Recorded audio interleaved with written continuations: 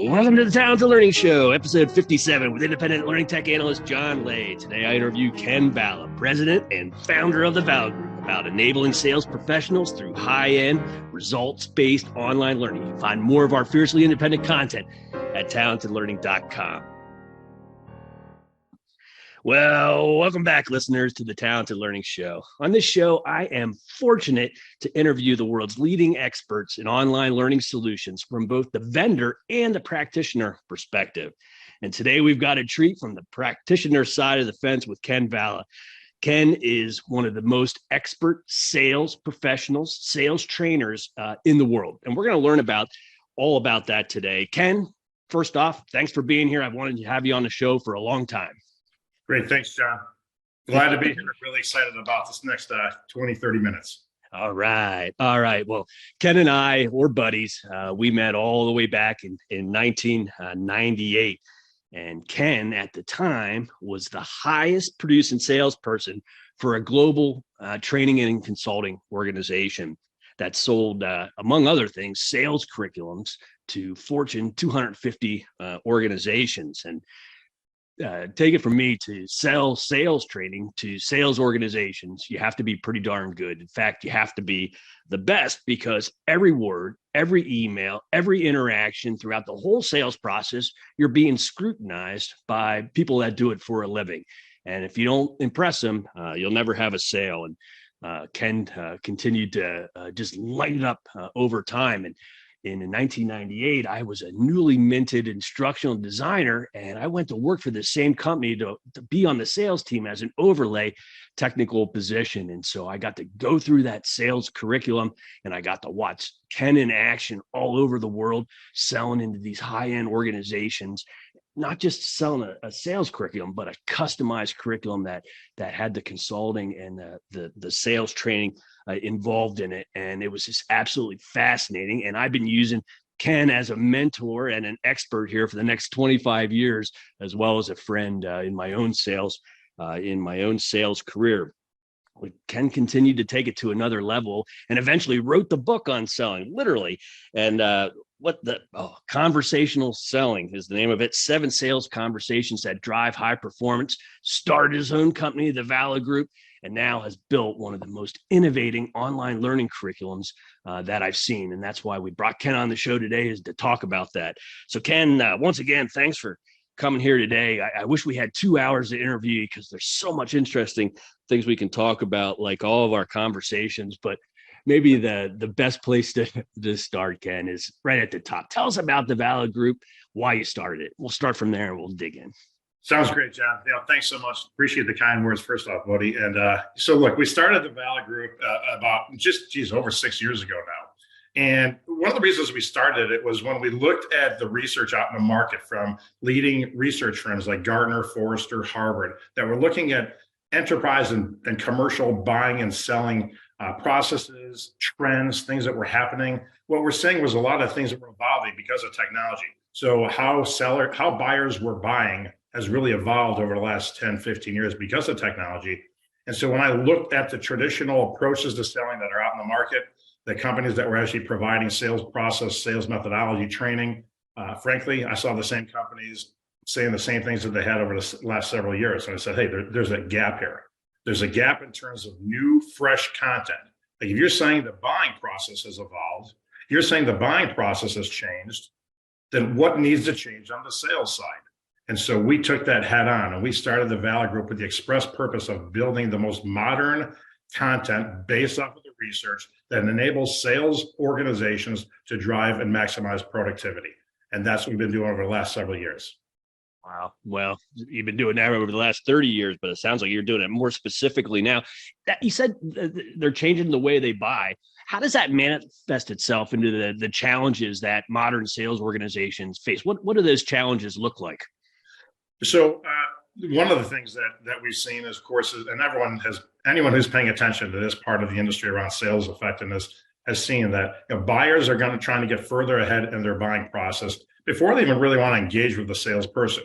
And one of the reasons is that most salespeople, unfortunately, show up and they're pitching product. They're in there they're fishing for an opportunity. So they're in there say, hey, is there an opportunity? They're trying to find it. They're talking about their products. And frankly, that adds minimal to any value to the buyer in the early stages of their buying cycle. So if you think about what buyers are going through, they're saying, hey, I don't need to see any salespeople. I can just do this research on my own. I'll work with our internal stakeholders to define not only what the need is, but the approach and what we might want to do to solve for it. And we'll get aligned there. And then, oh, by the way, I'll look online and I'll decide which potential providers I even want to invite in. And then, by the way, what criteria are we looking for? Oh, now we either send out an RFP, formal invitation in, or we'll start calling out, reaching out to some specific vendors, asking them to come in and talk to us. They're further along.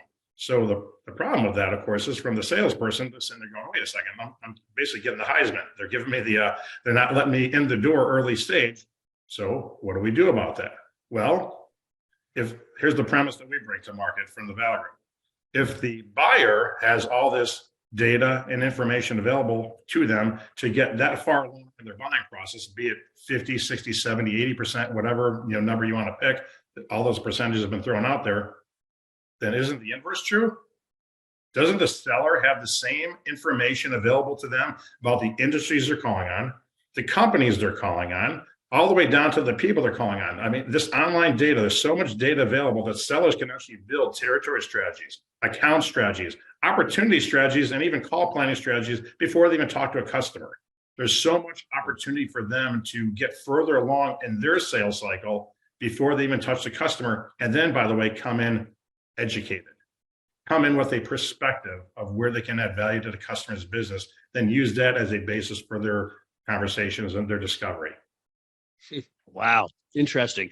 And so your organization then teaches them how to create these strategies. So you're showing them where to look and how to mine this public information.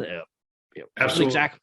We guide them through the process. Yeah, right on, John. So that's the other thing. So in today's world, obviously, we've got some big companies out there with very diverse and scattered sales organizations, people working from home, right? And so especially even since the pandemic, this has been exacerbated. So you got salespeople, all over the country, all over the globe, who are trying to work under a certain sales organization. And how do we enable those people to be successful? How do we provide a process and guide them through how to do these things, like look at a territory and evaluate it and make decisions, or look at a strategic account and actually build a strategic account plan? We guide them through that process. That is the online curriculum that we've built. It's not just online. So we couple it with leader-led and we type training and virtual sessions. But the bulk of what we do is teach people how to build prospecting plans, account strategies, opportunity strategies, and even call planning strategies, and do that asynchronously. Wow. Well, back in the olden days, if you did that, you had to facilitate that with facilitators or instructors all over. And, certainly the pandemic has showed that that's not possible or practical to do anymore. So, as COVID hit and you developed this curriculum, how did that shape your curriculum? And I guess, what does the curriculum look like? I guess if it's mixed with your consulting right now, tell me how the curriculum looks like. We'll dig into some more of the online content part of this. Yeah. We're one of the companies out there that was really the pandemic actually caused us to pivot and accelerate our product development. This was our vision all along for our business. But when the pandemic hit, we said, okay, now we have to accelerate our product development into this online learning. And so, what it looks like, John, and it has evolved and it continues to evolve, is when first off, we look at key business metrics. That's one of the key things we do. So instead of just saying, okay, here's a big curriculum of how to go do a strategic account planning or how to go do opportunity strategy and management, what we do is typically work with organizations to say, what are those key metrics you're looking to affect? We're trying to fill the top of the funnel in terms of the pipeline. Are you looking at conversion rate from client interest or marketing to actually first conversation? Do we get the first meeting? By the way, did the first meeting convert to another meeting or to an opportunity?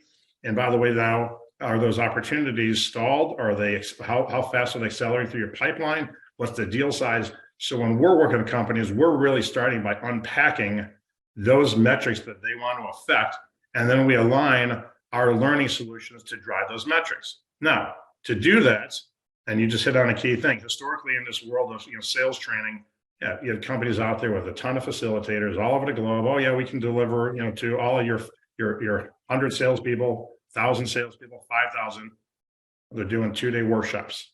I said, well, that's in our mind, that's ridiculous. So with today's world around technology, with what's possible, our premises, you shouldn't have to teach somebody new content through a facilitated session. You can learn new content asynchronously, which is what we do. By the way, have somebody actually practice and apply that content to immediately to a territory, an account, an opportunity, or an upcoming conversation. And then, by the way, when we bring them together, and we do believe they should come together and collaborate with their peers and with their leader, they're focused on sharing their experience, sharing a best practice, sharing the challenges that they're having. So now we're focusing totally on how do we apply and drive adoption, integration of these processes, tools, and skills into our business. So it's just, we're just flip the model. So we're not saying, hey, you should do 100% asynchronous learning. We actually think it's got to be coupled and definitely driven by the sales leaders. And that's what we do at the Valla Group. We enable the sales leaders to really drive these conversations with their sellers. Because at the end of the day, John, we work for the Valla Group. We're going to go back to the Valla Group, and they're going to continue as a business. So we have to enable them to drive these processes themselves. If they can't, then we haven't done our job. Wow, interesting. What do you think the right mix is, Ken, from synchronous to asynchronous? Or what is the mix for you? Is it like 80-20? Is it different? I think in terms of actually, when we're working with a customer, I think it's probably, about 80-20, maybe 70-30, depends. I think most of the learning, what people can do asynchronously, we can guide them to do that work themselves. Look, they're in their office anyway. Most of them are working remote. So enabling them to actually sit down and do the thinking, give them a guidance in terms of how to put together, let's say, an account strategy and where to go research, what to look for, how do they know when they found it, how would they apply it to the account strategy, how would they build hypotheses of where potential opportunities could be? Like all that is stuff that they could do on their own. So it's not like they're just spending hours inside this online learning. What we do is we've actually chunked it out. So we give it to them and we dole it out in small chunks. So let's say, for example, in our strategic account planning process, we teach a 9-step process. Well, we have them go through the first 4 steps online. Then we have them go do their actual work on their target account. So they take as much time as they do, still working asynchronously. And then they're going to come back in, they're going to build their plan, and they're going to produce a plan at the back end, like download it. Like you now have a strategic account plan when you're done with our process. And we have them doing real work. All of that, John, is still asynchronous. Then once they have that work done, okay, now let's bring it together with your leader or with your peers, and let's do a session where we're focused on where people are actually presenting their strategic account plan, and they get feedback from their boss in terms of, okay, where are we strong? Where do we still have gaps? What are we going to do about this? So it becomes a working session. That's the back end of it. That's probably the 20-30% of it. But now the thing is, though, once they learn it, that conversation right there, doesn't just happen once. And that's what I've seen with companies is they do that once. So it's part of our training initiative, and now we're done with it. No, they should be having those conversations on a regular basis, unpacking these strategic account plans. And that's where there's a big opportunity for organizations to really integrate what we do into the fabric of their business. Wow, cool. So as a recovering LMS sales guy, I have an attention span of about a millisecond. How did you, I would imagine that most of your clients have salespeople of a similar ilk. How did you go about developing the asynchronous part to be able, you said just about chunking yes. there in small, but how'd you go about developing this in such a way that salespeople aren't turning their nose up at it, which they turn their nose up at a lot of training in my experience? Yeah. So look, I'm a salesperson at heart. I have been, as you mentioned, from the outset. So it's over 30 years of selling. So when we built this not from frankly, not necessarily with an instructional design hat on or anything like that. We built it with a salesperson's hat on. So I just said to myself, if I was a salesperson going through this, would I want to push play? Would I want to go into this and through this process? And what would I see as valuable? So that was the first thing. That's like our litmus test. The second thing is, we built like a Netflix style series. And people love watching TV. Let's face it, you put on, you binge watch. I love this show, episode to episode. That's what we did. So we built this out with stories lines, with characters. So every one of our programs has a bit of a storyline to it, has characters in real sales situations. So you might learn our content. Well, you might have in one series, we have a seller whose deal is stalled and he can't get it unstuck. And he goes in your typical sales meeting with his peers and they're saying, oh yeah, well just, discount the services or throw in services or do this and you'll get your deal unstuck. He's like, that's not helpful. Like, that's not a good strategy. So then he goes and sits down with his boss and she talks him through our framework, in terms of how to evaluate his deal and then apply that to unstick his deal, identify like what's really stalling his deal and what things could he go do about it. So again, you're learning our content by seeing it online.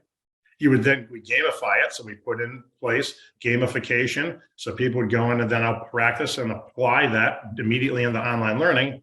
But then we actually take it to the next level and say, okay, now pick one of your own opportunities and evaluate your opportunity. So you give them an evaluation, they can scorecard it. They actually have them build a strategy for how they're going to go win that opportunity, and they produce it as an output at the end of the module. So it's very, it's real. People go through our process, John, and one of the things that we really, we love to hear, and we hear it a lot, they go through this and they say, hey, I'm not going through training and then tomorrow I'm back on the day job. They go through our online learning and go, like, this is the day job. This is what I should be doing tomorrow with my other opportunities. That's what people say, and that's what it should be. So it's designed with that in mind. Mm-hmm. So how do you account for all that? Sounds super smart. How do you account for the differences in the type of organizations, the different types of sales organizations, or the different solutions that they're selling, either by industry or region? Or, it seems like a lot of that's really specific to an organization and kind of hard to envision up front, when designing content. Can you comment on that? What are your thoughts on that? Sure. Yeah. So there's a couple things that we do, like probably three different things. Number one is, based off of their offerings and based off of their products, John, we go in and we actually will customize our online learning. So the beauty of this is we designed it in a way where we give real life examples inside of the online learning, and then we guide them to do or say certain things. Like, we'll give them, our approach is, give them real sound bites or strategies that they can go apply. Well, since we built it, it's as easy for us to, again, work with our customers to say, how do we want to customize this? So when your people work through this process, it doesn't sound like the Valla Group or what we've come up with, which, by the way, applies to many companies. Love that. They're like, hey, this is great as is. But a lot of other companies are working and say, hey, we'd love to customize that. And it's not a heavy lift. It's not super expensive. So that's one thing. So we can customize the online learning.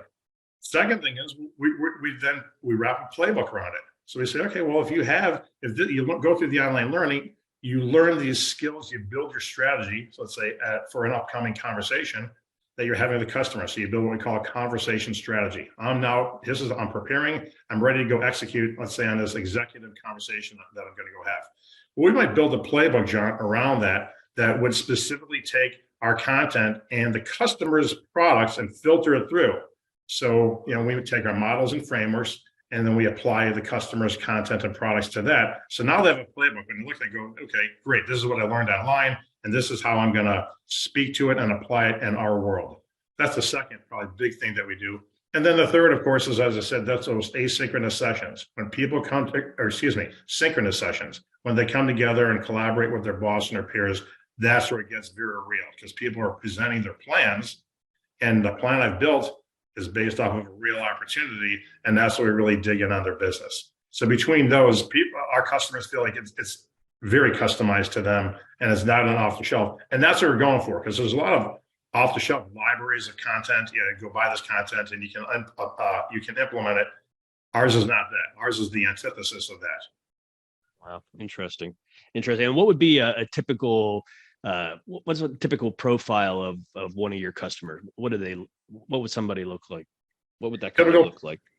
We're working across different industries. So, of course, as you can imagine, technology industries, healthcare industries as well, financial services and banking, all the big ones, if you can imagine. Most of our customers are business-to-business sales organizations. So they have commercial sales teams, or they have enterprise/global sales teams that are calling on big accounts.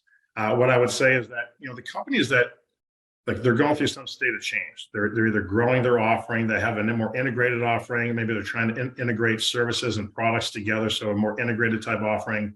They're going through states of change where they need salespeople doing things differently. Those are customers that then come to us because we enable them.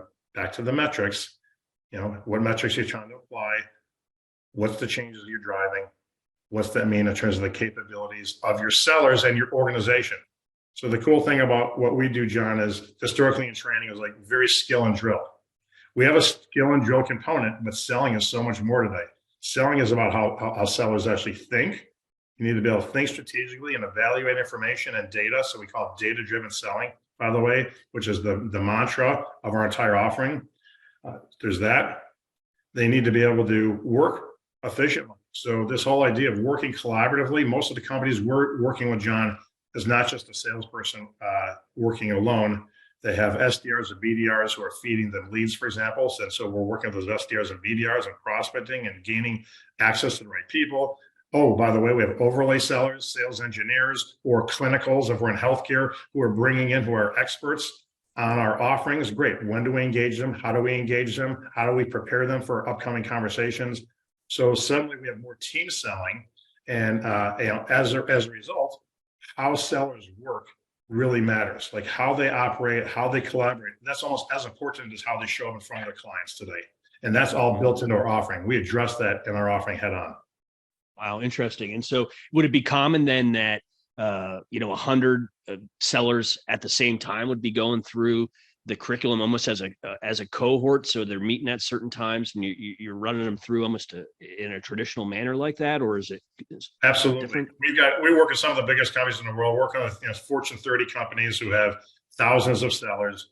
And by the way, once we set up and establish and put our solution in place, because of the asynchronous portion of it, they basically say, hey, go. I work with a customer, a big technology company here recently that had, let's say, their top 200 accounts, about 100 sellers or so, went through our online strategic account planning process, and then again had the follow-up collaboration meetings. But hey, 100 sellers drove $58 million in one revenue, not in the pipeline, but one revenue based off of our process in just over 6 months. So, I mean, we're driving real revenue in these new accounts, and we're also they identified well over 100 new opportunities across their top strategic accounts by working through our process. So again, very focused on results. And if you can imagine, that's hard to do. Like those numbers in 6 months, that's a big gain in a shorter period of time. And we're doing that with a number of other organizations as well. Mm-hmm.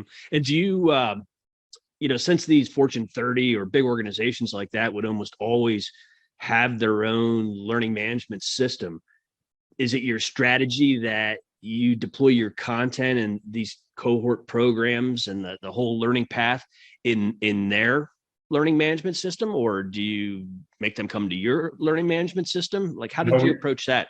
Yeah, so we actually license our content and then we embed it right into the learning management system. We feel like that's probably the strongest way to go to market, and has really worked well. Like I look at the LMSs are great. I tend to think of they're an empty ice cube tray. Like they're great and they can do great things, but you need to pour in the content. We provide the content that can go in there from a sales effectiveness standpoint. So we license it, John, a 3-5 year type license. They embed it right in.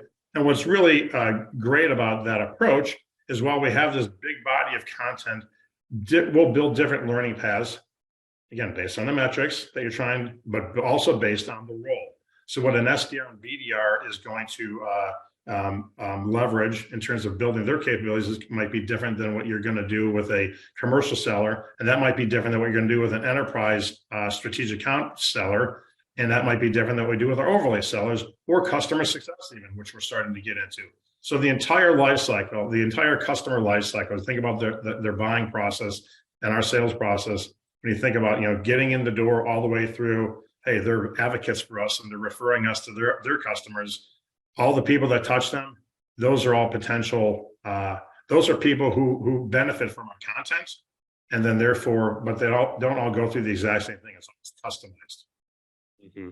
That's really a unique approach. A lot of times what we talk about on this show and in the industry in general is, starting your own online university. But what you've done is you've taken the best of online learning and you use that to support the consulting process, or vice versa, combine the two together as a strategic tool for your clients. And I think that's like a next layer of the next level up of thinking on how to do that. Because it's nice to have just everything out of the box and have it all online. But when you really want to start getting to the point of making that 50 some $1 million difference, you just can't do it with out of the box. So it's super cool to hear how you strategically combine those two pieces. Man, we're running out of time already. So you talk about the sales manager. Do you have a quick question here, and then we got to get to the advice? Okay. But you talk about how the sales managers or the sales leaders are working, in cahoots, with the actual learners as they're going through and the checkpoints. Do you have a separate curriculum for them, or are they, or I don't know, an overlay curriculum? Like, how does that work? We do. We actually have a separate. So we have a separate track for leaders, and part of it is, yes, we want them to learn and understand the same concepts so as the sellers. So there is that, but we also need to enable them to teach and coach to the content as well. So we call it one of our frameworks is model, teach, coach. So as a leader, I need to be able to model key skills and behaviors or model key actions. I need to be able to teach a new seller how to do it. Sometimes we can't onboard them fast enough or have an onboarding class. So therefore, I might literally need to teach somebody how to do something before they're even able to go through the more formal training. And I need to be able to coach them. And what does that look like? And so we absolutely have a separate approach, but it dovetails. They work together. But where we're doing our best work, John, inside companies, the sales leaders are really driving this. Like, they are the linchpin to success. And at the end of the day, frankly, sellers will get a lot out of going through any of our online learning. But if it's coupled with those leaders really driving it in those follow-up sessions, in their coaching, in their deal strategy, then it becomes just a part of how they do business. And that's what we're really going for. And I do a difference. Yeah, and I want to comment also, like, we talk about Fortune 30, Fortune 100. We absolutely focus on big enterprise. We've got a whole bunch of customers who are in that mid-market, I would say kind of the SMB to the mid-market. And what's appealing to them about what we do is, frankly, a lot of them don't have the infrastructure. They may have an LMS, but they may not have a big enablement team. They might have one person, for gosh sakes, but they have a growing sales team. So we're able to provide them something, you say out of the box. Yeah, it could be out of the box. And then we work with them to say, well, how much really needs to be customized? So we might do less customization there just because, hey, they're happy to take that and just drive that and drive results immediately. And then over time, we might customize it more. So I don't want to make it seem like, hey, everything needs to be this big customization, or with big enterprise customers, John. Actually, we're adding a lot of value, we're finding, for those mid-sized companies who frankly don't have the infrastructure, but their companies are starting to really mature. Wow. Excellent. And so we're out of time. So I want to finish up with an advice question, and I've got about 10 of them, which would be its own podcast. But I think the best advice question, to zero it in a little bit, is there's a lot of consultants out there. There's a lot of consultancy companies that, have been doing things even through the pandemic, 100% live, whether that's virtual live or live. What would be your best advice? Because I think when they look at what they do, from a hands-on touch standpoint, the thought of taking some or any of that to online, a lot of times is overwhelming. They're not instructional designers. They're not, they've never created online curriculums before. They're expert in the live. What would be your best advice to those organizations, consulting organizations, that want to add this type of sophisticated component to their offering? How should they start that? How should they start to think about that, on taking a bite out of this apple? Yeah. So look, I think that there's a core set of sales capabilities that sellers need. And that's essentially what we've built. So my first advice, I would say, is that's why we've built our offering, is to enable those companies to come to somebody and actually get a modern online offering that covers those core capabilities that, frankly, there's no reason for them to try and go build themselves. That's the first thing. So sometimes we'll talk to customers and we're like, we can go build this ourselves. I'm like, yeah, you could, but it took me 5 years to build this where we're at, and we're continuing to build. And oh, by the way, it's sophisticated and costs a fair amount of investment to make this happen. And we have proven results.